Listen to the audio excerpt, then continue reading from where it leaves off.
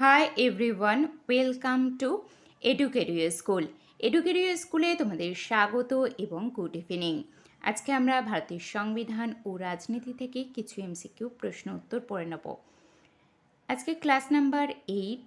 এর আগে আমি সংবিধান থেকে ও রাজনীতি থেকে 7টি ক্লাস করিয়েছি। তোমরা যারা দেখোনি অবশ্যই ক্লাসগুলি দেখে আসবে।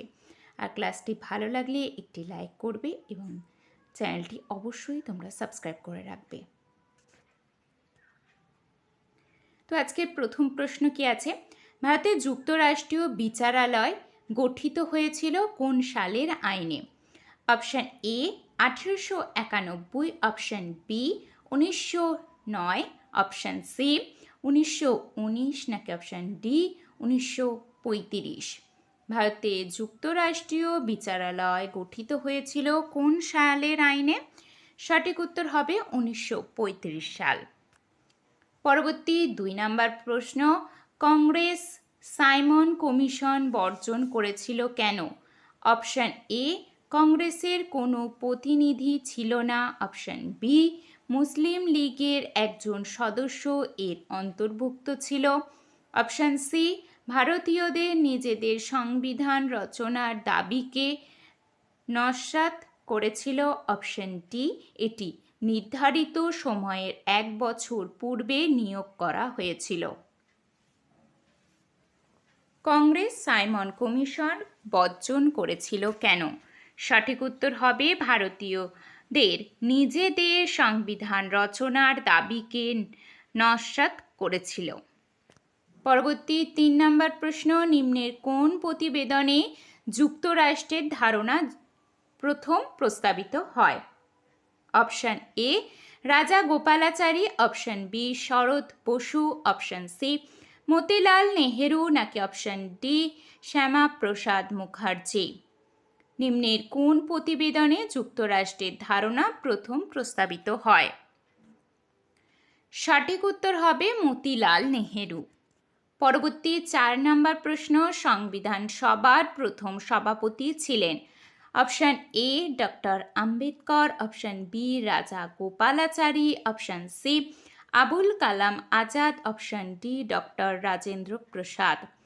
সংবিধান সভার প্রথম সভাপতি ছিলেন কে? না, সঠিক উত্তর হবে ডক্টর রাজেন্দ্র প্রসাদ। পরবর্তী 5 নম্বর প্রশ্ন, ভারতের সংবিধান কবে ঘোষিত হয়? অপশান এ 26শে জানুয়ারি 1952, অপশান বি 26শে জানুয়ারি 1953, অপশান সি 26শে জানুয়ারি 1951 নাকি অপশান ডি 26শে জানুয়ারি 1950?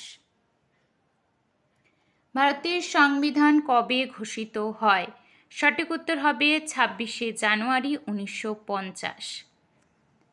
পরবর্তী প্রশ্ন 6 নাম্বার, ভারতের সংবিধান রচনার উদ্দেশ্য গঠিত গণপরিষদের প্রাথমিক সদস্য সংখ্যা ছিল? অপশান এ 300 জন, অপশান বি 304 জন, অপশান সি 389 জন নাকি অপশান ডি 310 জন? সঠিক উত্তর হবে 389 জন। পরবর্তী 7 নম্বর প্রশ্ন, গণপরিষদের সদস্যরা ছিলেন? অপশান এ প্রত্যক্ষভাবে ভারতবর্ষের জনগণ দ্বারা নির্বাচিত, অপশান বি প্রাদেশিক আইন সভার সদস্যগণ দ্বারা নির্বাচিত, অপশান সি সরকার কর্তৃক মনোনীত নাকি অপশান ডি একমাত্র সামন্ত রাজ্যগুলির প্রতিনিধিবৃন্দ? গণপরিষদের সদস্যরা ছিলেন? সঠিক উত্তর হবে প্রাদেশিক আইনসভার সদস্যগণ দ্বারা নির্বাচিত। পরবর্তী 8 নম্বর প্রশ্ন, ভারতের সংবিধান গৃহীত হয়? Option A January 26, 1950, option B January 26, 1949, option C নভেম্বরের 26, 1949 নাকি অপশান ডি ডিসেম্বরের 31, 1949? ভারতের সংবিধান গৃহীত হয় নভেম্বরের 26 তারিখ 1949। পরবর্তী 9 নম্বর প্রশ্ন, ভারতীয় গণতন্ত্রের পদ্ধতিটি হল অপশন এ দ্বিদলীয় ও সংসদীয়, অপশন বি বহুদলীয় ও সংসদীয়, নাকি অপশন সি রাষ্ট্রপতি প্রধান সরকার, নাকি অপশন ডি উপরের কোনোটি নয়। ভারতীয় গণতন্ত্রের পদ্ধতিটি হল, সঠিক উত্তর হবে বহুদলীয় ও সংসদীয়। পরবর্তী 10 নম্বর প্রশ্ন, ভারতের রাষ্ট্র ব্যবস্থা হল অপশান এ গণতান্ত্রিক, অপশান বি একনায়কতান্ত্রিক, অপশান সি সামরিক, নাকি অপশান ডি উপরোক্ত কোনোটি নয়। ভারতের রাষ্ট্র ব্যবস্থা হল, সঠিক উত্তর হবে গণতান্ত্রিক। পরবর্তী 11 নম্বর প্রশ্ন, সার্বভৌম শব্দটির অর্থ হল অপশান এ বৈদেশিক নিয়ন্ত্রণ থেকে মুক্ত, অপশান বি অভ্যন্তরীণ নিয়ন্ত্রণ থেকে মুক্ত, অপশান সি সীমানা সম্পর্কিত বিতর্ক থেকে মুক্ত, নাকি অপশান ডি কোনো আন্তর্জাতিক সংস্থার নিয়ন্ত্রণ মুক্ত। সার্বভৌম শব্দটির অর্থ হল বৈদেশিক নিয়ন্ত্রণ থেকে মুক্ত। 12 নম্বর প্রশ্ন, ভারতবর্ষের সংবিধান নিম্নোক্ত কোন আইনকে ভিত্তি করে গড়ে উঠেছে? অপশান এ ভারত শাসন আইন 1848, অপশান বি ভারত শাসন আইন 1919, option C Indian council act 1909, নাকি অপশান ডি ভারত শাসন আইন 1935। ভারতবর্ষের সংবিধান নিম্নোক্ত কোন আইনকে ভিত্তি করে গড়ে উঠেছে? সঠিক উত্তর হবে ভারত শাসন আইন 1935। পরবর্তী 13 নম্বর প্রশ্ন, ভারতীয় শাসনতন্ত্রের প্রস্তাবনা অনুযায়ী ভারতবর্ষ একটি অপশান এ সার্বভৌম গণতান্ত্রিক প্রজাতন্ত্র, অপশান বি সমাজতান্ত্রিক গণতান্ত্রিক প্রজাতন্ত্র, অপশান সি সার্বভৌম সমাজতান্ত্রিক ধর্মনিরপেক্ষ গণতান্ত্রিক প্রজাতন্ত্র, নাকি অপশান ডি যুক্তরাষ্ট্রীয় গণতান্ত্রিক প্রজাতন্ত্র। ভারতীয় শাসনতন্ত্রের প্রস্তাবনা অনুযায়ী ভারতবর্ষ একটি সার্বভৌম সমাজতান্ত্রিক ধর্মনিরপেক্ষ গণতান্ত্রিক প্রজাতন্ত্র। 14 নম্বর প্রশ্ন, ভারতীয় শাসনতন্ত্র যে দেশের অনুকরণে পার্লামেন্টারি শাসন ব্যবস্থা রূপায়ণ করেছে? Option A France, option B Britain, option C Canada, নাকি অপশান ডি সুইডেন। ভারতীয় শাসনতন্ত্র যে দেশের অনুকরণে পার্লামেন্টারি শাসন ব্যবস্থা রূপায়ণ করেছে তা হয়ে যাবে ব্রিটেন। পরবর্তী 15 নম্বর প্রশ্ন, ভারতের সংবিধানের কোন ধারায় ভারতের নাম ও ভূখণ্ডকে নির্দিষ্ট করা হয়েছে? অপশান এ 1 নং, অপশান বি 2 নং, অপশান সি 3 নং, নাকি অপশান ডি 4 নং। ভারতের সংবিধানের কোন ধারায় ভারতের নাম ও ভূখণ্ডকে নির্দিষ্ট করা হয়েছে? সঠিক উত্তর হবে 1 নং ধারায়। 16 নম্বর প্রশ্ন, মৌলিক অধিকারের প্রস্তাব কংগ্রেসের যে অধিবেশনে নেওয়া হয়েছিল? অপশান এ গুয়াহাটি অধিবেশন 1926, অপশান বি মাদ্রাজ অধিবেশন 1927, অপশান সি লাহোর অধিবেশন 1929, নাকি অপশান ডি করাচি অধিবেশন 1931। মৌলিক অধিকারের প্রস্তাব কংগ্রেসের যে অধিবেশনে নেওয়া হয়েছে তা হয়ে যাবে করাচি অধিবেশন 1931।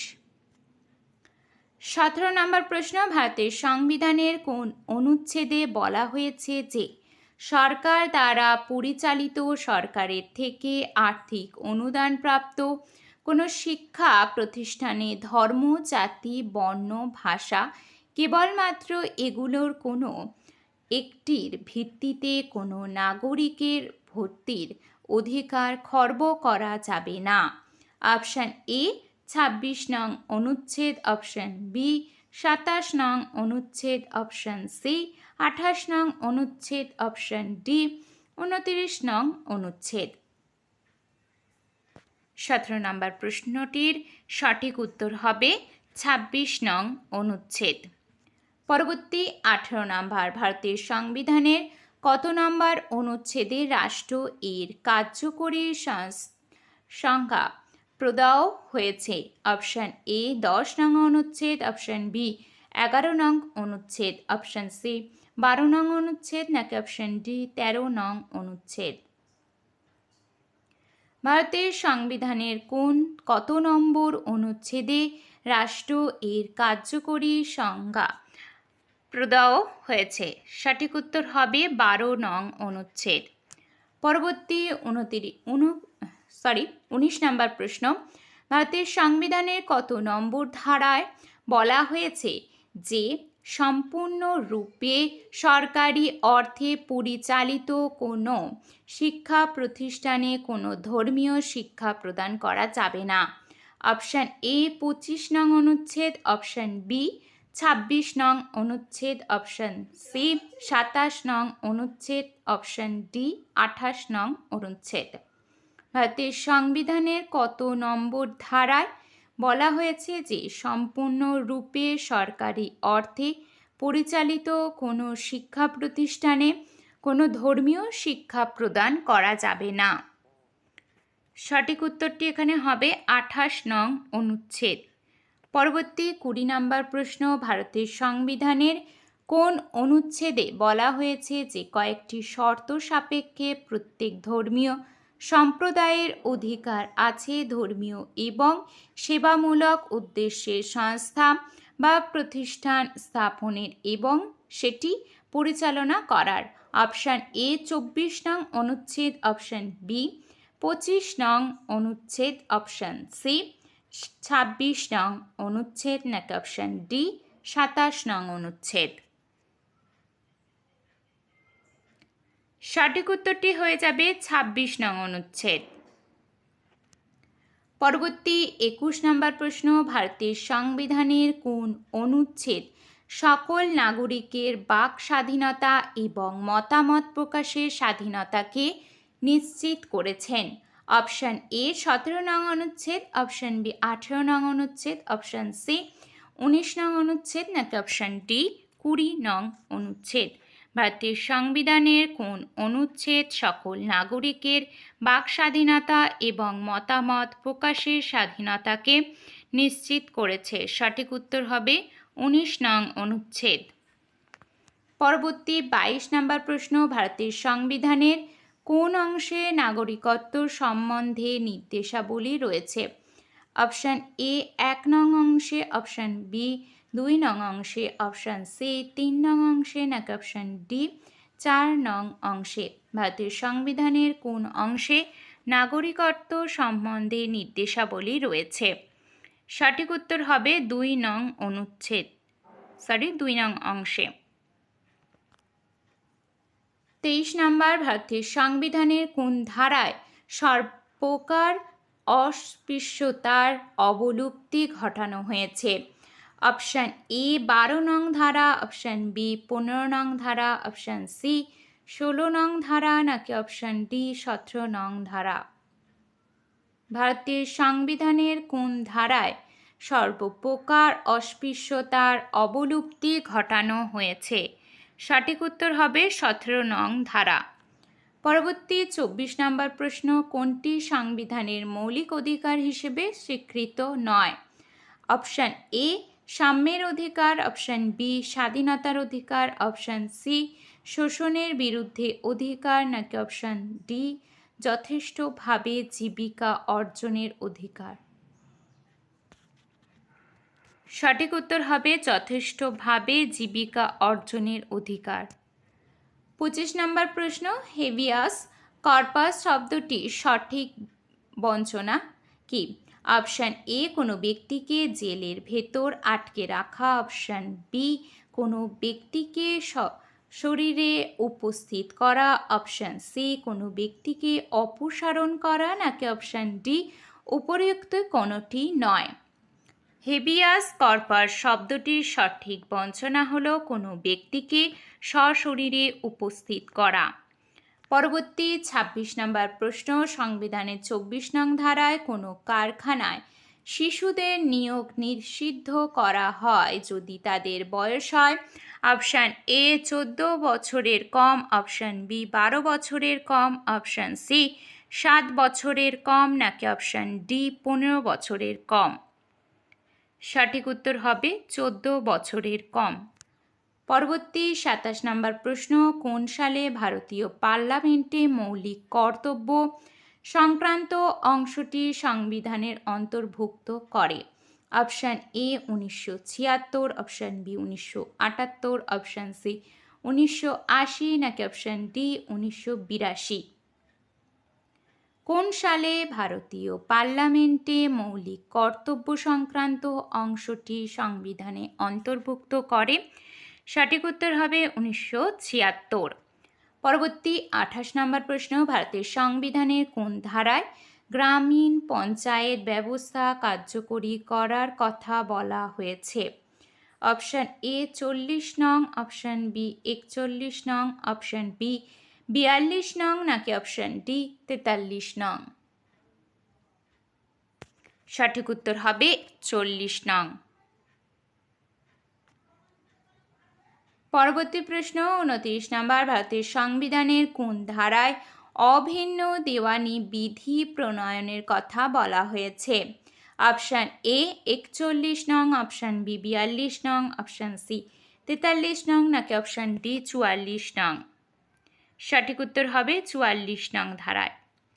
পরবর্তী 30 নম্বর প্রশ্ন, কোন দশকে ভোটাধিকারের ন্যূনতম বয়স ভারতে 21 বছর থেকে কমিয়ে 18 বছর করা হয়? অপশান এ 1960-এর দশক, অপশান বি 1970-এর দশক, অপশান সি 1980-এর দশক, নাকি অপশান ডি 1990-এর দশক। কোন দশকে ভোটাধিকারের ন্যূনতম বয়স ভারতে 21 বছর থেকে কমিয়ে 18 বছর করা হয়? সঠিক উত্তর হয়ে যাবে 1980-এর দশকে। তো এই 30টি প্রশ্ন তোমাদের কেমন লাগলো অবশ্যই আমাকে কমেন্টে জানাবে, এবং ভালো লাগলে একটি লাইক করবে এবং চ্যানেলটি অবশ্যই তোমরা সাবস্ক্রাইব করে রাখবে। সমস্ত ক্লাসের নোটিফিকেশন বা লিঙ্ক পেতে অবশ্যই তোমরা টেলিগ্রাম চ্যানেলে জয়েন হয়ে যাও। ওখানে প্রত্যেকটি ক্লাসের পিডিএফ ফ্রিতে পেয়ে যাচ্ছ, এবং সেখানে তোমরা পেয়ে যাবে কর্মসংস্থান এবং কর্মক্ষেত্রের মতো দুটি পেপারের পিডিএফ। এছাড়াও আমি তোমাদের জানাবো যে রবিবার দিন তোমাদের কিন্তু প্রিভিয়াস ইয়ার অর্থাৎ আরআরবি গ্রুপ ডির যে প্রিভিয়াস ইয়ার আছে সেই প্রিভিয়াস ইয়ারের উপর ক্লাস করানো হবে। সেই ক্লাসগুলি একেবারেই তোমরা মিস করবে না। আর তোমরা কমেন্টে আমাকে জানাবে যে তোমরা কি ডিটেলসে ক্লাস চাইছো, নাকি এইভাবে এমসিকিউ প্রশ্ন উত্তর করাবো। তো এটা আমাকে জানাবে, তাহলে সেই হিসেবে আমি তোমাদের ক্লাসগুলি করাবো। অনেকেই বলেছো যে ডিটেলস ক্লাস করাতে, তাই আমিও ভাবছিলাম যে ডিটেলসে ক্লাস করাবো। এবার তোমরা সবাই যদি বলো যে হ্যাঁ ডিটেলসে ক্লাস করাতে, তো অবশ্যই আমি তাড়াতাড়ি তোমাদের জন্য প্রত্যেকটি বিষয়ের উপর অধ্যায় ভিত্তিকভাবে ক্লাস করানো হবে। এছাড়াও তোমরা যদি চাও ম্যাথ এবং রিজনিং ক্লাস করতে, সেটাও অবশ্যই তোমরা কমেন্টে জানাবে। তাছাড়াও তোমাদের একটি নাম্বার দিচ্ছি 7003754168, এই নাম্বারে তোমরা কল অথবা SMS-এর মাধ্যমে তোমাদের সমস্যাগুলি জানাতে পারো। তো আজকের ক্লাসটা কেমন লাগলো অবশ্যই কমেন্টে জানাবে। ভালো লাগলে একটি লাইক করো এবং চ্যানেলটা অবশ্যই তোমরা সাবস্ক্রাইব করে রাখো। আর বন্ধুদের মধ্যে ক্লাসগুলি শেয়ার করতে একেবারেই ভুলো না।